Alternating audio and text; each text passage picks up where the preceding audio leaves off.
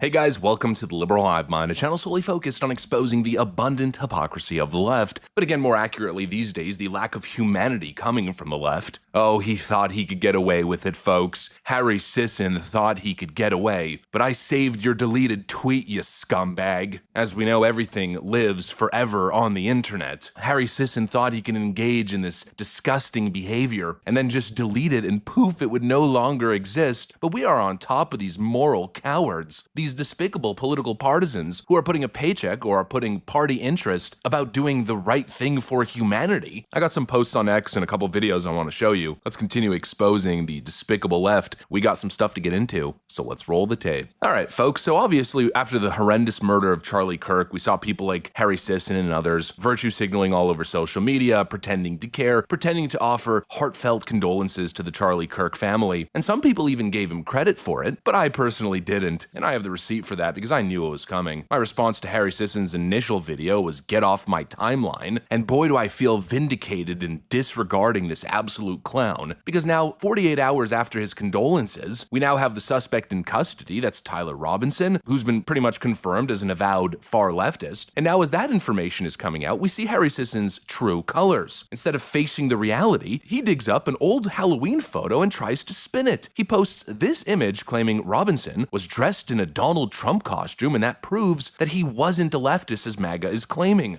Give some major news. A new uncovered photo of the alleged Charlie Kirk shooter shows him wearing a Trump costume in 2017. This image is going incredibly viral on social media right now, and it's a post from 2017. It reads, "Happy Halloween. So weird not trick-or-treating with the boys this year. Off they go. Hashtag Trump costume." And right there is the alleged suspect, Tyler Robinson. If you zoom in, you can see that his Halloween costume that year is a Trump costume. Now this comes after days of people on the right speculating that the shooter must be this crazy liberal with all of these insane ideologies, but the alleged shooter is wearing a Trump costume reportedly back in 2017. But if you look closely, it's not a Trump costume. It's Robinson riding on top of an inflatable Donald Trump effigy as if he's a donkey. That's not support, that is mockery of this president. It's degradation. And Harry Sisson obviously knew that, yet he lied to his followers, thinking they're stupid, by the way, as if people would see that photo and not be able to put two and two together. I mean, it really goes to show the level of critical thought on left-wing circles, or in left-wing circles, rather. In such a tragic incident, in a case of left-wing murder, he's trying to rewrite the story in real time. And then when the backlash hit, he deleted the tweet. This page doesn't exist. Try searching for something else. Absolutely despicable, but it's too late. The moment he posted that, I took a snip of it right away, and it's now saved forever. I've got it right here. And that right there tells you everything. These Democrats know the shooter was one of theirs. They know this was a left-wing political act of violence. They know the receipts are everywhere, but instead of accepting it, instead of acknowledging that their rhetoric has spiraled into bloodshed, they're pulling every dirty trick in the book that they can to cover it up, and Harry Sisson's the perfect example. Oh, and holy crap, if it wasn't enough, as I'm actively recording this video, this just popped up on my timeline, another Harry Sisson post. Again, you'd think after deleting the tweet and looking like a total monumental scumbag that he would stop, but no, instead he doubles down. Quote, clearly the shooter was not a crazy liberal or trans or an immigrant or any of the other labels that MAGA prematurely assigned him over the last 2 days. Immigrant, really? This guy's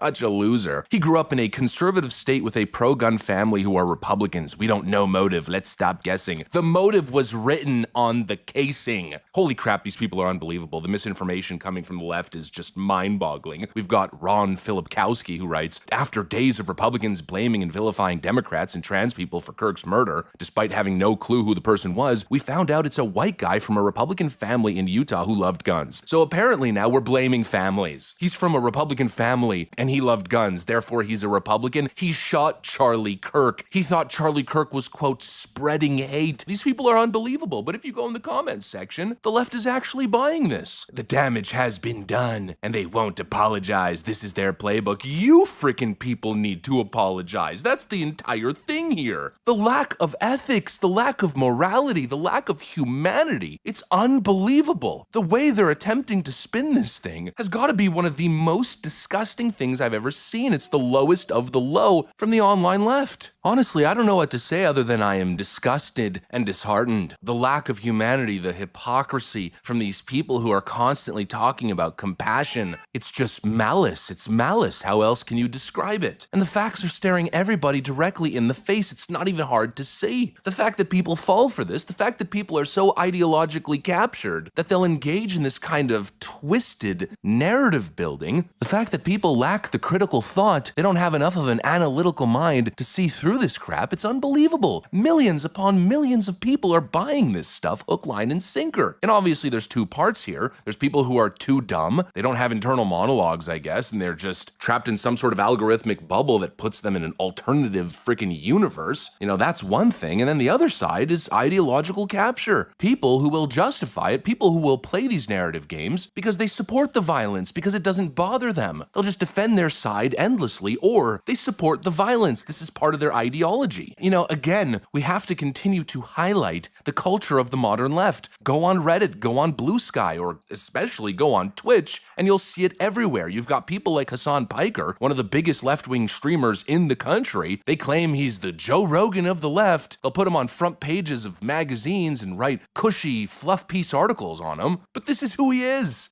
I'm sick and tired of it. Left-wingers, liberals, you need to be fucking showing your opponent's guts on there, okay? You need to be gutting them. You need to be shanking these and letting their intestines just ride on stage. What the is this shit, man? Slice them up. Slice them and dice them. What the is this? You cannot have a bigger layup. You could not have had a bigger layup. 874 Bellevue Drive, and I'm gonna kill you with my AR-15. Like that's the type of messages they were leaving in this dude's office, and he's resigning. Like he's literally, this is his last term. So I think that people are a lot more radical. It's hurt poor people that they can afford housing in Berkeley. I don't know how that works. Well, my understanding is that the property owners who have properties there choose just not to rent it at all. Yeah, kill those motherfuckers and murder those motherfuckers in the street. Let the streets soak in their red capitalist bloods, dude. We see these talking heads like Hassan, we see the constant calls to violence, we see them pushing exaggerated narratives of genocide and fascism, and we see how their young followers are clearly internalizing it. It's absolutely insane. And guess what? They're pretty much all part of the Democrat Socialist of America movement, which this young kid clearly was. Again, this inflammatory rhetoric, this exaggerated narrative pushing, and this call to action, they're out of control. And it's not just the radicals who are picking up the guns, it's not just the talking heads that are pushing violence, it's not just the exaggerated rhetoric, no, it's also the Harry Sisson types, the talking heads, the propagandists, the politicians who play these twisted distraction games. In fact, in my personal view, Harry Sisson is just as bad as Hassan. He may not be the murderer, he may not have pulled the trigger, but he's part of this culture of violence, whether he wants to admit it or not. Anyways, that's pretty much what I got for you guys. Thanks for watching, and I'll see you on the next one.